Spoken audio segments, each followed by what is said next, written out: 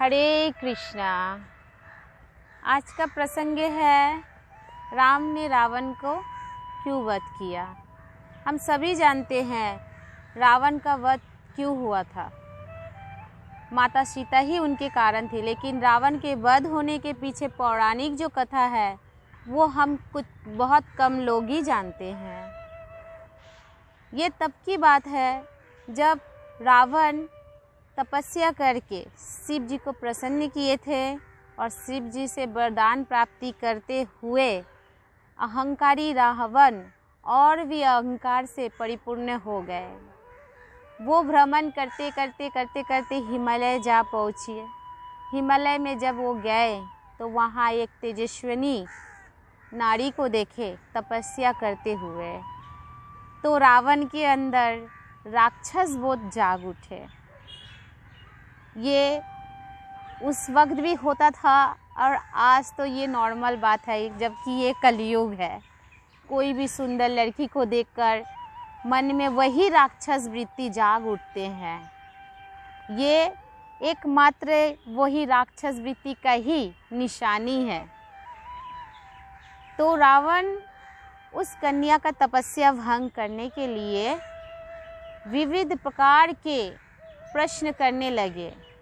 उनके प्रश्नों को सुनते हुए वो कन्या अपने आंखें खोली और रावण को अपने परिचय दी। उन्होंने परिचय देते हुए रावण से कहा कि मैं वेदवती हूँ, महर्षि कुशध्वज की पुत्री हूँ। मैं यहाँ तपस्या करने आई हूँ, अपनी पिता का इच्छाओं का पूर्ण करने के लिए आई हूँ। मेरे वयस के होने पर सभी गंधर्व, राक्षस और बहुत सारे महर्षि मेरे से शादी करना चाहते हैं, जबकि मेरे पिता की इच्छा थी कि मेरे पति श्रीहरि विष्णु ही हो। ये सुनते हुए शंभु नामक राक्षस ने मेरे पिता का हत्या कर दी। मेरे पिता की हत्या होते ही मेरी माता मेरे पिता की चिता में ही अपनी प्राण त्याग दी। यहाँ पे मैं अपनी पिता की इच्छा के कारण ही तपस्या में लीन हूँ, उनकी इच्छा का पूर्ति के लिए। लेकिन मैं अपनी तपस्या के बल से ये जान चुकी हूँ कि तुम किस कामना और वासना से मेरे पास में आए हो। मैं पहचान चुकी हूँ कि तुम राक्षस प्रति रावणी हो। ये सुनते हुए रावण क्रुद्ध हो गए और उन्होंने उस कन्या की बालों को खींचते हुए अपने पास खींच लिए।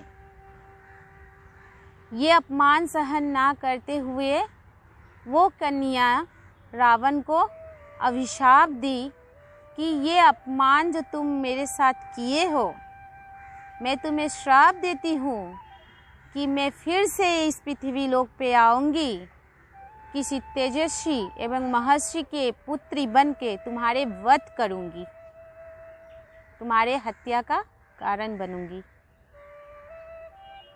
वो कन्या ये कहते हुए अग्नि में लीन हो गए। फिर से वही कन्या एक सुंदर कमल से उत्पन्न हुई। उनकी काया भी कमल की तरह सुंदर थी। फिर से रावण की दृष्टि उस कन्या पे पड़ी। उन्होंने उस कन्या के अपहरण किया करके अपने महल लेके गए, और जब महल लेके जाने के बाद वहाँ पर जितने भी ज्योतिषी थे, रावण को कहा ये कन्या तुम्हारी मृत्यु की कारण बनेगी। अब रावण तो डर गए। उन्हें याद आ चुका कि ये वही कन्या है जो जिन्होंने मेरे को श्राप दी थी कि मैं फिर से आऊँगी और तुम्हारे मृत्यु की कारण बनूँगी। रावण ने तुरंत उस कन्या को समुद्र में फेंकवा दिए। वही कन्या जनक राज की हल जोतने पर माता सीता के रूप में फिर से प्रकट हुई और रावण की मृत्यु के कारण बनी। इसी प्रकार हमारे समाज में भी ऐसे बहुत राक्षस हैं जो नारी के अपमान करते हैं, तिरस्कार करते हैं। लेकिन उसकी ध्वंस निश्चित है। हमें सभी को नारी का सम्मान करना चाहिए, नारी को जननी रूप में देखना चाहिए और शास्त्र के अनुसार हमें चलना चाहिए, तभी जाके हमारे परम गति प्राप्ति होगी। वरना हमारे भी दशा उस दशानन रावण के जैसा ही होगा, जिनके पास बल तो थे, शक्ति थे, लेकिन जिनके बुद्धि कम थे, जो सही चीज़ों को जान नहीं पाए। तो हमें उस दिशा की ओर नहीं जाना है, हमें सत्यता के साथ ही चलना है। इसी के साथ जय श्री राम, हरे कृष्णा।